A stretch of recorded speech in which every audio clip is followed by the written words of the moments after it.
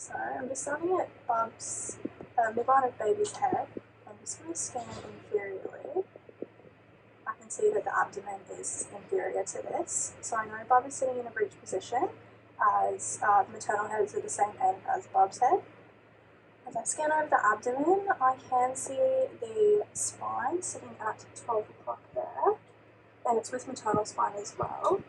So sitting at 12 o'clock, I can see Bob's stomach is just there, sitting at roughly 9 o'clock. And if I scan up a little bit further, I can see the fetal heart there, sitting at about, with the apex sitting about 7 o'clock. So we know that that's what we expect to see.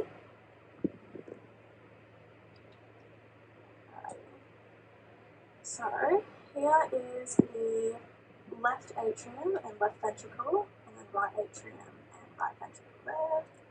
Just turn up a little bit. And then as I scan up superiorly,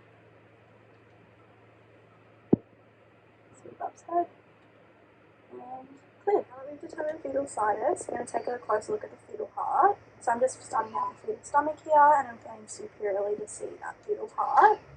It's taking up about 1/3 of the thoracic cavity and the majority of the left side of the chest, so you know that's what is normal and expected. Here you can see the 4 chambers. We've got the left atrium and left ventricle, right atrium and right ventricle there. They all appear pretty symmetrical in size, which is what we want to see. If I fin the probe slightly superiorly, you can just see that left ventricular outflow tract moving from the left ventricle and crossing over to the descending aorta.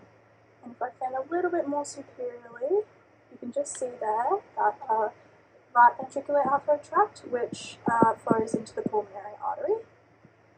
And then we're just scanning up superiorly. Okay, so I'm just starting at the upper outer axilla of my right breast, phantom, making sure all the tissue is showing on my screen. I'm going to begin my transverse surveys from superior to inferior. This is just a mirror artifact here just because we are using a phantom, so I'm going to make sure I'm assessing that entire tissue there. Had a bit of dropout, just going to go back over that section.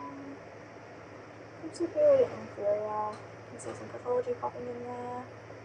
And through, just from the depth.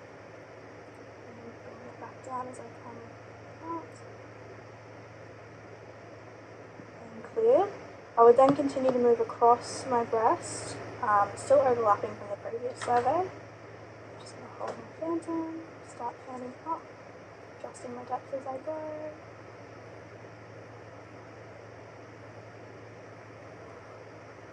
A bit hard with this one.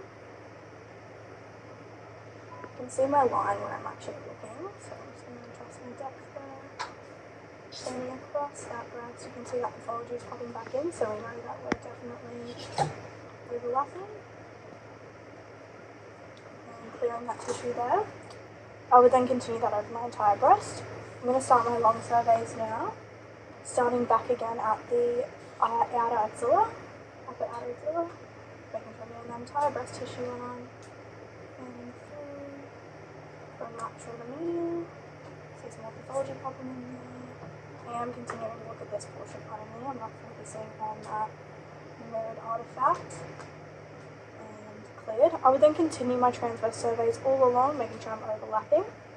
After that, I would continue to do a separate survey of my nipple in long and trans using the same method, and same with my axilla as well. And done.